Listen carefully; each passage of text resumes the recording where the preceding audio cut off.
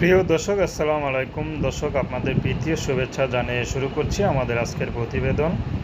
তো দর্শক, আজকে আমরা এক অসহায় মেয়ের জীবনের গল্প তুলে ধরব, যার নাম হচ্ছে আসমা। আসমা কালো হলেও কাটিং ভালোই আছে। তো আসমা প্রেম করে বিয়ে করেছিল।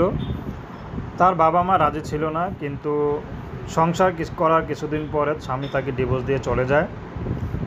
তো আসমা এখন খুবই কষ্টে আছে, না পারছে বাবা মার ঘরে যেতে, না পারছে স্বামীর ঘরে যেতে।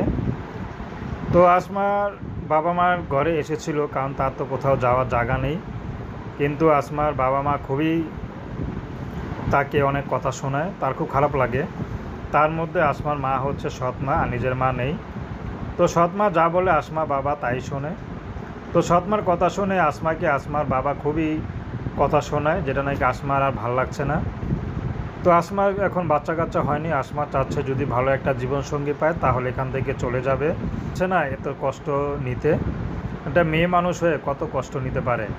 তো আসমা চাচ্ছে প্রবাসী হোক বা দেশি হোক, ছেলে যেখানে তাকে নিয়ে যাক, যে ডিস্ট্রিক্টে তাকে নিয়ে যাক, আসমা সেখানে যেতে রাজি আছে।